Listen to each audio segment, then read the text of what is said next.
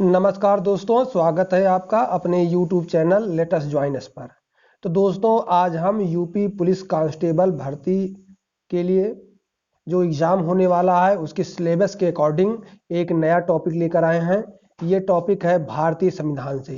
तो इसमें important questions series number 1 one liner करके पूछा गया है। इसमें क्वेश्चन और प्रश्न दोनों हैं, तो मतलब प्रश्न और उत्तर दोनों हैं। तो आपको इसका हम वन लाइनर करके पढ़ते जाएंगे, आप भी साथ साथ जो है इसका रिवीजन करते जाएंगे, जिससे आपका संविधान बड़ी ही जल्दी से और बड़ी तेजी से और बड़ी सटीक तरीके से तैयार होगा।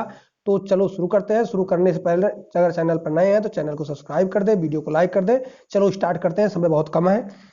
चलो, भारतीय संविधान सभा की प्रथम बैठक कब हुई थी? भारतीय संविधान सभा की प्रथम बैठक कब हुई? 9 दिसंबर 1946 को। 9 दिसंबर 1946 को। भारतीय संविधान सभा का अस्थायी अध्यक्ष कौन था? भारतीय संविधान सभा का अस्थायी अध्यक्ष कौन था? तो थे डॉक्टर राजेंद्र प्रसाद। कौन थे? डॉक्टर राजेंद्र प्रसाद। संविधान सभा का अस्थायी अध्यक्ष कौन था? इसमें होना चाहिए अस्थायी अध्यक्ष कौन था? तो वो थे डॉक्टर सच्चिदानंद सिन्हा। यहाँ स्प्रिंटिंग है, तो पहले अध्यक्ष अगर आता है तो सच्चिदानंद सिन्हा होंगे। अगर अस्थायी लिखता है तो भी सच्चिदानंद सिन्हा होंगे। अगर पूछता है पहले अस्थायी अध्यक्ष तो राजेंद्र प्रसाद होंगे। अगला है, संविधान सभा की प्रारूप समिति के अध्यक्ष कौन थे? संविधान सभा की प्रारूप समिति के अध्यक्ष कौन थे? डॉक्टर भीमराव अंबेडकर। कौन थे? डॉक्टर भीमराव अंबेडकर। संविधान सभा का औपचारिक रूप से प्रतिपादन किसने किया? तो इसका जवाब हो जाएगा M.N. राय। इनका पूरा नाम है मानवेंद्र नाथ राय। तो संविधान सभा का औपचारिक रूप से प्रतिपादन मानवेंद्र नाथ राय यानी M.N. राय ने किया था। तो इसका जवाब ये है। भारत में संविधान सभा गठित करने का आधार क्या था? भारत में संविधान सभा गठित करने का आधार क्या था? तो इसका आधार था कैबिनेट मिशन योजना 1946। कैबिनेट मिशन योजना 1946। संविधान के गठन की मांग सर्वप्रथम 1895 में किसने की थी? संविधान सभा के गठन की मांग सर्वप्रथम 1895 में किस व्यक्ति ने की? तो इसकी मांग बाल गंगाधर तिलक ने की। किसने की? बाल गंगाधर तिलक ने की। संविधान सभा में देशी रियासतों के कितने प्रतिनिधि थे? संविधान सभा में देशी रियासतों के कितने प्रतिनिधि थे? तो इसमें कुल 70 प्रतिनिधि थे। कितने थे? 70 प्रतिनिधि थे। अगला क्वेश्चन है, संविधान सभा में किस देश की रियासत ने संविधान सभा में किस देशी रियासत के प्रतिनिधि ने भाग नहीं लिया? किसने नहीं लिया? हैदराबाद ने भाग नहीं लिया था। B.R. अंबेडकर कहाँ के संविधान सभा में निर्वाचित हुए? तो कहाँ से हुए थे? बंगाल से। लेकिन जब बंगाल में क्या होता है, जब पार्टीशन हो जाती है, पार्टीशन होता है तो बंगाल पूरी पाकिस्तान में चला जाता है। तो फिर दोबारा से भीमराव अंबेडकर जी कहाँ से निर्वाचित होते हैं, इसके बारे में आप कमेंट बॉक्स में लिखिए। संविधान सभा का संवैधानिक सलाहकार किसे नियुक्त किया गया था? संविधान सभा का संवैधानिक सलाहकार किसे नियुक्त किया गया था? B.N. राव। किसे? B.N. राव को नियुक्त किया गया था। संविधान सभा की प्रारूप समिति का गठन कब हुआ? तो संविधान सभा की प्रारूप समिति का गठन 29 अगस्त 1947 को हुआ था। दोस्तों, ये और आगे से लेते हैं। संविधान सभा की प्रारूप समिति संविधान की प्रारूप समिति के समक्ष प्रस्तावना का प्रस्ताव किसने रखा? तो किसने रखा था प्रारूप समिति के समक्ष प्रस्तावना का प्रस्ताव? जवाहरलाल नेहरू ने रखा था। तो इसका जवाब हो जाएगा जवाहरलाल नेहरू। संविधान सभा की रचना हेतु संविधान का विचार सर्वप्रथम किसने प्रस्तुत किया? संविधान सभा की रचना हेतु संविधान का विचार सर्वप्रथम किसने प्रस्तुत किया? तो स्वराज पार्टी ने 1924 में। किसने की? स्वराज पार्टी ने 1924 में की। संविधान सभा में भारत के संविधान को कब स्वीकृत किया गया? संविधान सभा में भारत के संविधान को कब स्वीकृत किया गया? 26 नवंबर 1946। 26 नवंबर 1946 को स्वीकृत किया गया। संविधान को बनाने में कितना समय लगा? संविधान को बनाने में कितना समय लगा? तो इसको बनाने में 2 वर्ष 11 माह 18 दिन लगा। 2 वर्ष 11 माह 18 दिन लगा। संविधान में कितने अनुच्छेद हैं? संविधान में कितने अनुच्छेद हैं? तो कितने हैं? 444।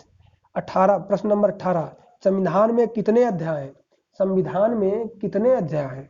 संविधान में कुल 22 अध्याय हैं। भारतीय सभा में कितनी अनुसूचियां? भारतीय संविधान में कितनी अनुसूचियां हैं? यहाँ पर मिसप्रिंटिंग है, इसलिए आप ध्यान दें। भारतीय संविधान में कितनी अनुसूचियां हैं? तो भारतीय संविधान में 12 अनुसूचियां हैं। कितनी अनुसूचियां हैं? 12 अनुसूचियां हैं।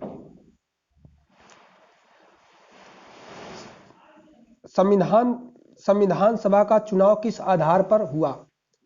संविधान सभा का चुनाव किस आधार पर हुआ? तो ये हुआ था वर्गीय मताधिकार पर। किस पर हुआ था? वर्गीय मताधिकार पर। भारतीय संघवाद को किसने सहकारी संघवाद कहा? भारतीय संघवाद को किसने सहकारी संघवाद कहा? तो जी ऑस्टिन, जिसको बोलते हैं ग्रेनविल ऑस्टिन। भारत में प्रजातंत्र किस तथ्य पर आधारित है? भारत में प्रजातंत्र किस तथ्य पर आधारित है? तो ये जनता को सरकार चुनने व बदलने का अधिकार पर आधारित है। यानी किस पर है? लोकतंत्र पर आधारित है। भारतीय संविधान संसदीय प्रणाली किस देश के संविधान से ली गई है? जो भारत की संसदीय प्रणाली है किस देश के संविधान से ली गई है? तो ये व्यवस्था इंग्लैंड के संविधान से ली गई है। किससे ली गई है?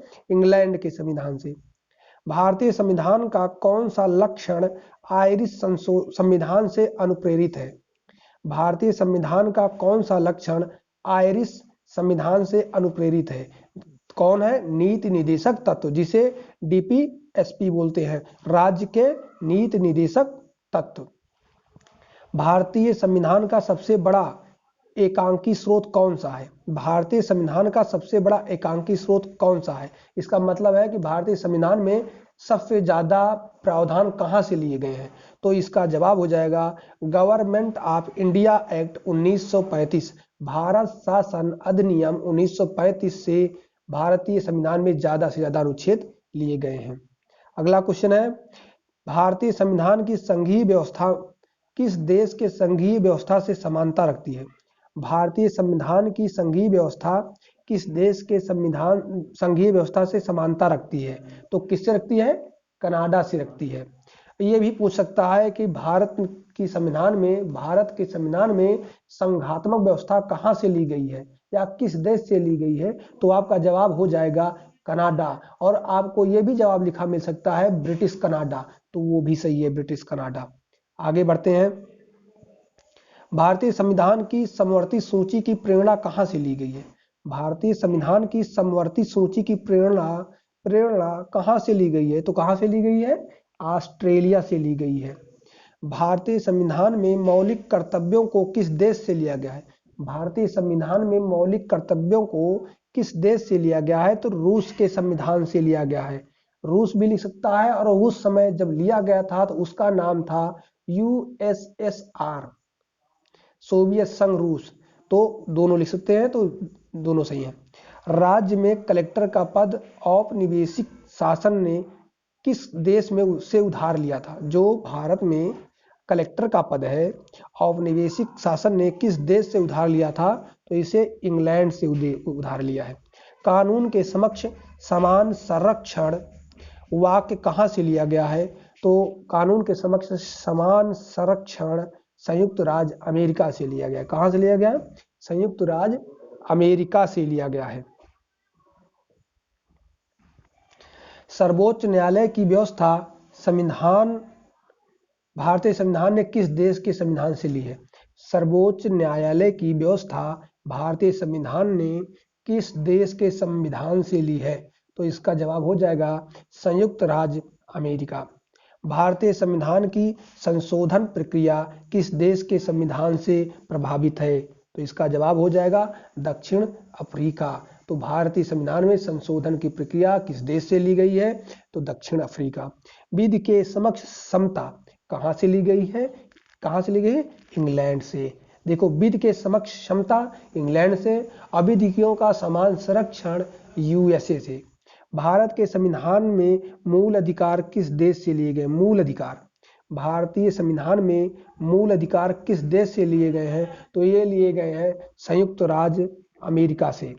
प्रस्तावना की भाषा किस देश से ली गई है? प्रस्तावना की भाषा किस देश से ली गई है? तो यह ऑस्ट्रेलिया से ली गई है। भारतीय संविधान को कितने भागों में बांटा गया है? भारतीय संविधान को कितने भागों में बांटा गया है? 23 से 22 भागों में बांटा गया है। 22 भाग कहिए या 22 अध्याय कहिए। भारतीय संविधान के किस भाग में संशोधन प्रक्रिया है? संविधान के किस भाग में संशोधन प्रक्रिया है? तो संविधान के 20वें भाग में संशोधन की प्रक्रिया का उल्लेख है। आगे बढ़ते हैं।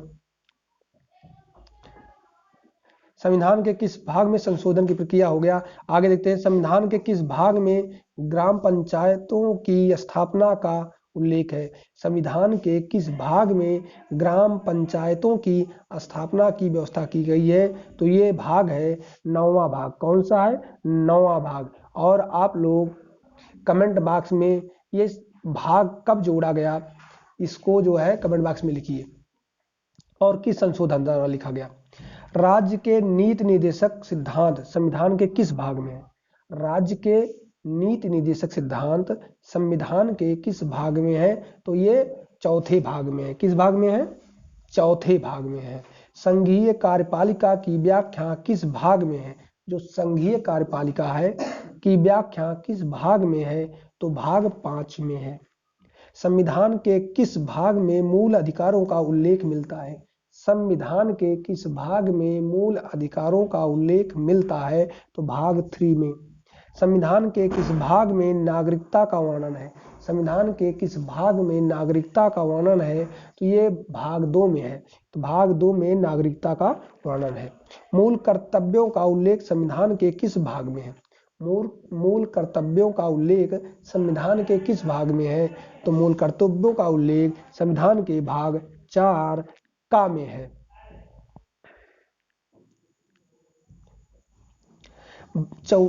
प्रश्न नंबर 44, भारतीय संविधान में कुल कितने अनुच्छेद हैं? ये हो चुका है। आगे देखते हैं। भारतीय संविधान के किस अनुच्छेद में यह लिखा है कि भारत राज्यों का एक संघ होगा? भारत राज्यों का एक संघ होगा। ये अनुच्छेद 1 में है। किसमें है? अनुच्छेद 1 में है। किस अनुच्छेद में नागरिकों को मौलिक अधिकार प्रदान किए गए हैं? किस अनुच्छेद में नागरिकों को मौलिक अधिकार प्रदान किए गए हैं? तो अनुच्छेद 5 से 11 के बीच। प्रश्न 47, किस अनुच्छेद में नागरिकता संबंधी प्रावधान है? ये रिपीट हो गया क्वेश्चन। तो क्या है? 5 से 11 के बीच अनुच्छेदों में। संविधान के किस अनुच्छेद में प्रेस की स्वतंत्रता का उल्लेख है? संविधान के किस अनुच्छेद में प्रेस की स्वतंत्रता का उल्लेख है? तो ये है अनुच्छेद 19(1) में। 49, संविधान के किस अनुच्छेद में अल्पसंख्यकों के हितों के संरक्षण की व्यवस्था है? संविधान के किस अनुच्छेद में अल्पसंख्यकों के हितों के संरक्षण की व्यवस्था है? अनुच्छेद 29 में। किसमें है? अनुच्छेद 29 में। किस अनुच्छेद के अंतर्गत सर्वोच्च न्यायालय नागरिकों के मौलिक अधिकारों की रक्षा करती है?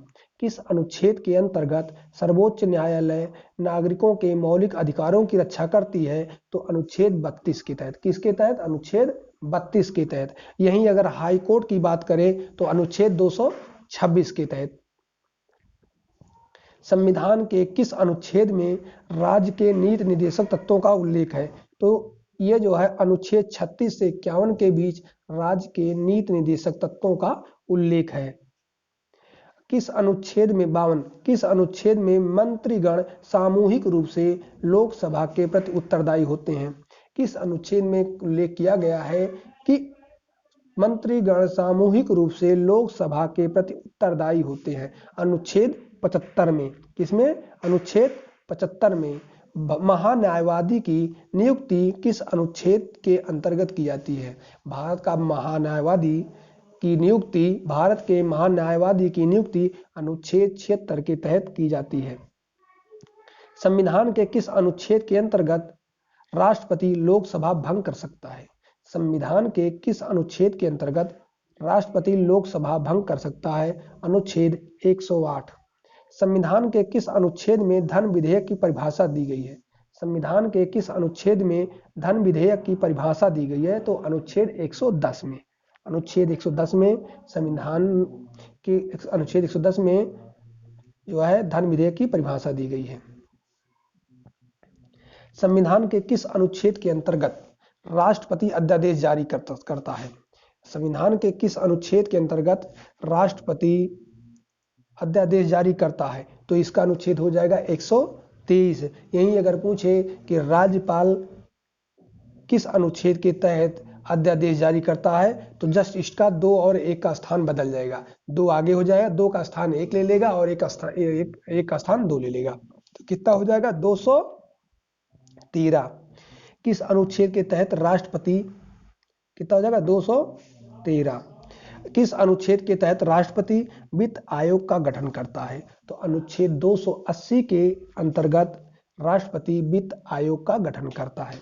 संपत्ति का अधिकार किस अनुच्छेद में है? संपत्ति का अधिकार किस अनुच्छेद में है? तो संपत्ति का अधिकार अनुच्छेद 300 का में है। अनुच्छेद 356 का संबंध किससे है? अनुच्छेद 356 का संबंध किससे है? तो अनुच्छेद 356 का संबंध राष्ट्रपति शासन से है। संविधान के किस अनुच्छेद के अंतर्गत राज्य को ग्राम पंचायत के संगठन का निर्देश दिया गया है? तो यह निर्देश अनुच्छेद 40 के तहत दिया गया है, जिसमें कहा गया है कि राज्य ग्राम पंचायतों का गठन करेगा। अगला है, भारतीय संविधान के किस भाग को संविधान की आत्मा की संज्ञा दी गई है? भारतीय संविधान के किस भाग को संविधान की आत्मा की संज्ञा दी गई है? तो इसे प्रस्तावना को भारतीय संविधान की आत्मा की संज्ञा दी गई है। भारत के संविधान की प्रस्तावना या उद्देशिका किन शब्दों से शुरू होती है? तो भारत के संविधान की प्रस्तावना या उद्देशिका की शुरुआत हम भारत के लोग भारत को संपूर्ण प्रभुत्व संपन्न पंथ निरपेक्ष जैसे लाइनों से शुरू होती है। अगला है, भारतीय संविधान निर्माताओं ने सबसे अधिक ध्यान किस पर दिया है? भारतीय संविधान निर्माताओं ने सबसे अधिक ध्यान किस पर दिया है? तो प्रस्तावना पर दिया है। किस पर दिया है? प्रस्तावना पर दिया है। भारत के संविधान की प्रस्तावना में प्रथम संशोधन कब हुआ था? तो भारत की प्रस्तावना में प्रथम संशोधन 1976 में हुआ था, जिसके तहत कौन सा? समाजवादी पंथ निरपेक्ष एकता और अखंडता को जो है भारतीय संविधान की प्रस्तावना में जोड़ा गया था। तो संविधान की प्रस्तावना के अनुसार भारत किस प्रकार का राष्ट्र है? तो भारत की प्रस्तावना के अनुसार भारत